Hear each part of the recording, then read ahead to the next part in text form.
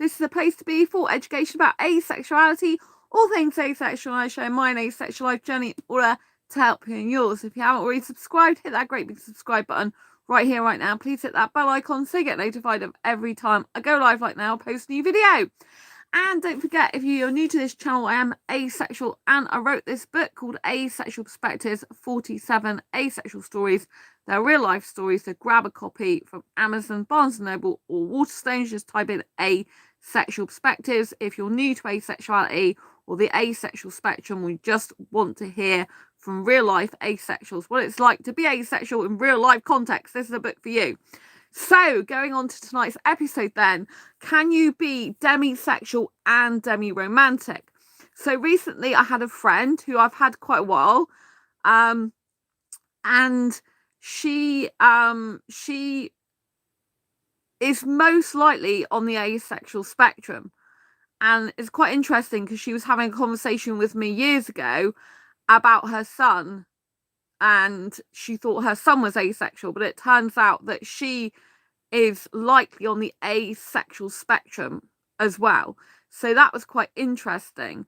And so anyway, we were having a private conversation. I'm not obviously going to tell you what the conversation was about, but other than I was going to mention to you that she was asking me like what type, she was talking to me about asexuality and she was explaining her feelings, which I'm not going to go into obviously, but basically the question came up. She didn't say these words, but this was the question I got out of it, which I knew that I could help you with. And that is, can someone be demisexual and demiromantic at the same time? Because as I talked to this friend of mine, it was apparent that she is likely both, right? So first of all, what is demisexual? Now, a demisexual falls on the asexual spectrum because this is a person that doesn't experience any sexual attraction unless and until a deep emotional bond has been formed. So a demisexual person is different to a heterosexual person. Now, some people are like, what's the difference between a heterosexual person who just wants to have an emotional connection with a person and a demisexual? It sounds like the same thing to me, but it's not, because a heterosexual person doesn't need an emotional bond for sexual attraction to be present. But someone who's demisexual does need an emotional bond for sexual attraction to be present. They can't experience sexual attraction unless a deep emotional bond has been formed, and it usually has to be maintained and sustained and reciprocated. If the other person doesn't experience the sexual attraction back to that demisexual person and keep that emotional bond connected, then it's likely they could lose sexual attraction for that person. So in a demisexual relationship or relationship with a demisexual person, they're going to need you to maintain and sustain that emotional bond in order to keep the relationship alive and going, right? For me personally, I desire a romantic connection with someone, but I can romantically connect with people more easily. But a demisexual takes usually a time to fall.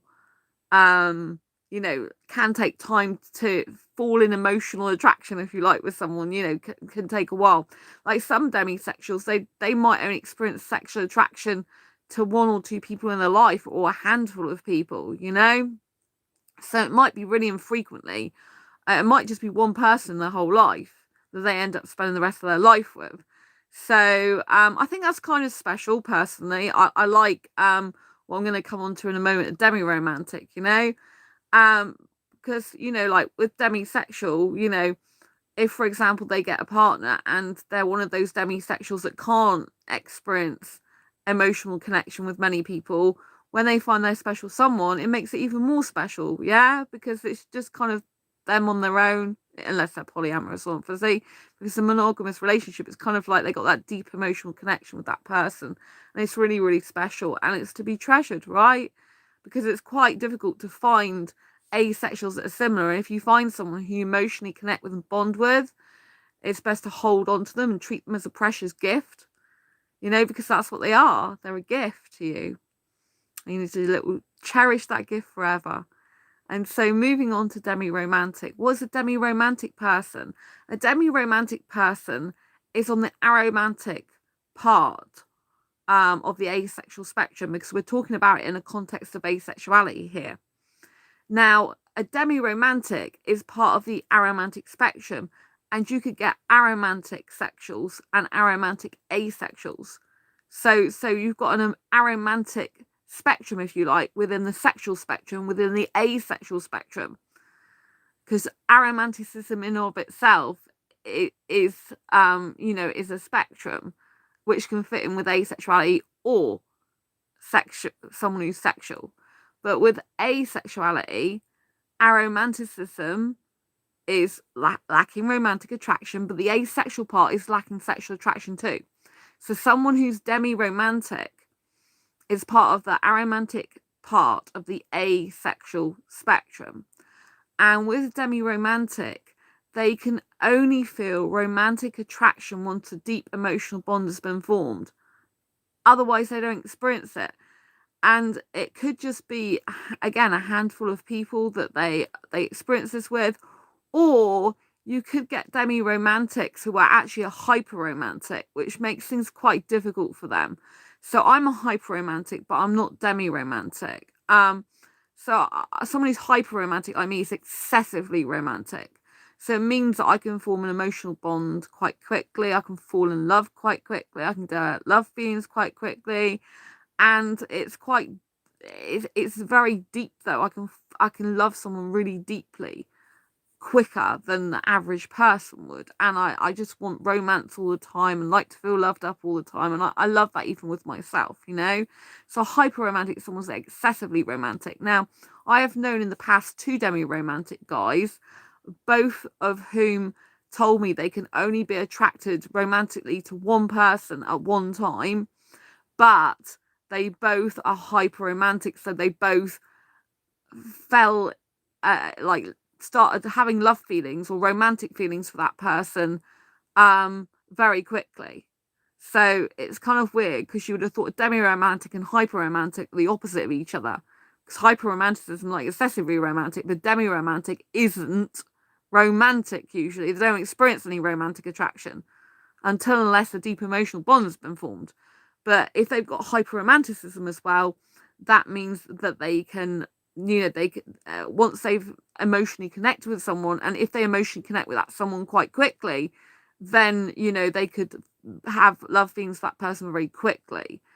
When previously they don't experience romantic attraction at all. So it's kind of like very fast for them. It's like, whoa, I don't usually experience this, and whoa, I have really strong romantic feelings or love feelings for this person really quickly. So some people don't know that. Some people don't realize that hyperromanticism can actually come in, can cross over. Well, some demi-romantics can be hyperromantics as well. So it makes life difficult for them, because it's like it's kind of all or nothing for them. They get no romantic attraction, or they're deep in romantic attraction, quickly. So that's kind of hard for them. But yeah, so a demi-romantic, like I said, can only experience romantic attraction when a deep emotional bond has been formed. And that could just be with a handful of people all their life, or in the people I know, it's been one at a time. But I've had people on this YouTube channel, and they say that I identify as demi-romantic, but they don't experience that much romantic attraction. It's not like full on. So it would be more like a crush and maybe wanting to do romantic things. So again, whenever you're doing dating or relationships, if you're dating an asexual person who's on the aromantic spectrum, check what type of aromantic they are. It's very important. And again, it's just down to the individual, how they identify and what it means to them. So on the aromantic spectrum, demi-romantic, you could get someone who's just experiences a little bit of romantics. But usually, if it's someone on the aromantic spectrum who experiences just a little bit of romance, it would be a grey romantic, not usually a demi-romantic. But if the person can only experience a romantic attraction once a deep emotional bond has been formed, even if it's not a load of romantic attraction, it would still be demi-romantic, because that emotional attraction has got to be present. Emotional connection has got to be present, sorry. So with the demisexual and demi-romantic, the key is an emotional bond has to be present in order for either them to experience sexual attraction if they're demisexual, or romantic attraction if they're demiromantic. The emotional bond has got to be there and maintained and sustained, usually, particularly if you're demisexual. And with the sustaining part, I've known some demiromantics, I think, that, that have had attraction for someone quite a long time, romantic attraction, but that it's not reciprocated. Whereas demisexuals usually, in my experience so far from running a demisexual and grey asexual dating group, is they usually need it reciprocated to maintain and sustain it.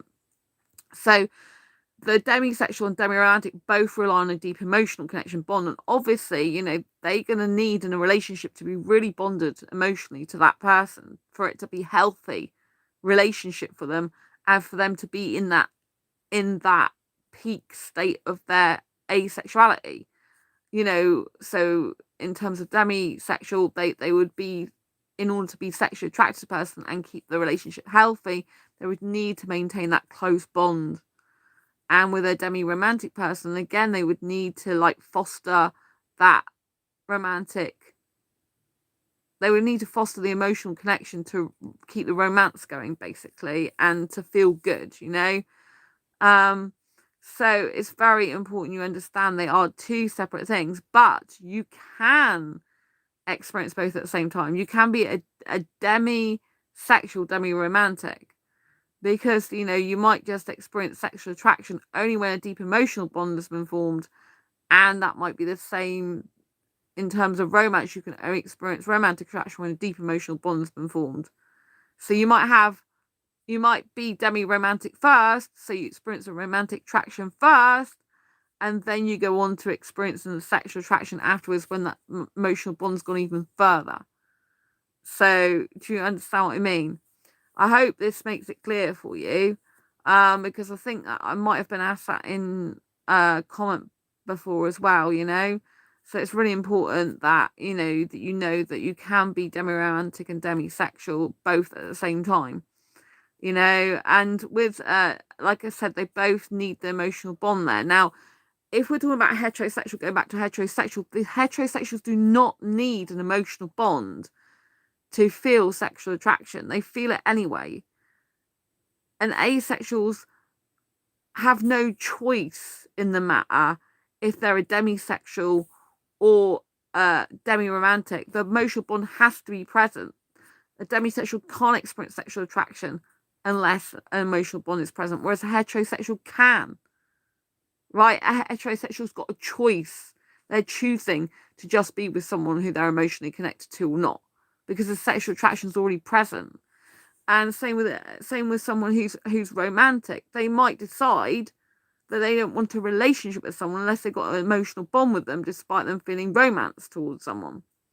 Whereas a demiromantic has to have an emotional bond present in order to experience romance in the first place. So it's not a choice. The emotional bond for a demisexual, demiromantic is not a choice. It's something that needs to be present in order to feel sexual attraction if it's a demisexual, or romantic attraction if it's demiromantic. I hope you found this video useful, helpful, insightful. If you have, please give it a thumbs up. Pop an emoji down below. Don't forget to share this with any friends you think may benefit from it. Subscribe if you haven't already, and hit that bell icon for more videos about asexuality. I'll see you on the next video live stream. Take care. Lots of love. Bye-bye. Bye.